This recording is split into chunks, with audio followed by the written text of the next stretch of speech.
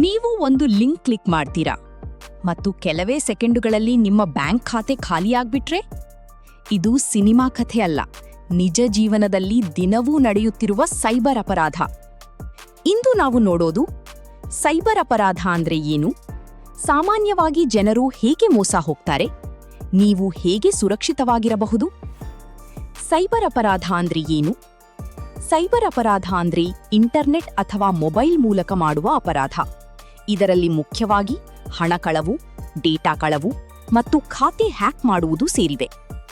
ಸಾಮಾನ್ಯ ಮೋಸ ವಿಧಾನಗಳು: 1. ಫಿಶಿಂಗ್. ನಕಲಿ SMS ಅಥವಾ ಇಮೇಲ್ ಬರುತ್ತದೆ, ನಿಮ್ಮ ಬ್ಯಾಂಕ್ ಖಾತೆ ಬಂದ್ ಆಗಲಿದೆ ಅಂತ. ನೀವು ಲಿಂಕ್ ಕ್ಲಿಕ್ ಮಾಡಿದ್ರೆ ನಿಮ್ಮ ಮಾಹಿತಿ ಕಳವಾಗುತ್ತದೆ. 2. OTP fraud. ಯಾರೋ ಕರೆ ಮಾಡಿ OTP ಹೇಳಿ ಅಂತ ಕೇಳ್ತಾರೆ. OTP ಕೊಟ್ಟರೆ ಹಣ ಹೋಗುತ್ತದೆ. 3. UPI ಅಥವಾ QR ಕೋಡ್ ಮೋಸ. QR ಕೋಡ್ ಸ್ಕ್ಯಾನ್ ಮಾಡಿದ್ರೆ ಹಣ ಬರುತ್ತದೆ ಅನ್ಕೊಳ್ತೀರಾ? ಸತ್ಯ ಏನು ಅಂದ್ರೆ ಹಣ ಹೋಗುತ್ತದೆ. 4.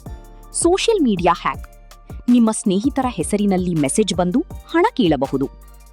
ಹೀಗೆ ತಪ್ಪಿಸಿಕೊಳ್ಳಬೇಕು: OTP ಪಿನ್ ಯಾರಿಗೂ ಹೇಳಬೇಡಿ, ಅಪರಿಚಿತ ಲಿಂಕ್ ಕ್ಲಿಕ್ ಮಾಡಬೇಡಿ, ಸ್ಟ್ರಾಂಗ್ ಪಾಸ್ವರ್ಡ್ ಬಳಸಿ, 2 ಸ್ಟೆಪ್ ವೆರಿಫಿಕೇಶನ್ ಆನ್ ಮಾಡಿ, ಪಬ್ಲಿಕ್ ವೈಫೈನಲ್ಲಿ ಬ್ಯಾಂಕ್ ಕೆಲಸ ಮಾಡಬೇಡಿ.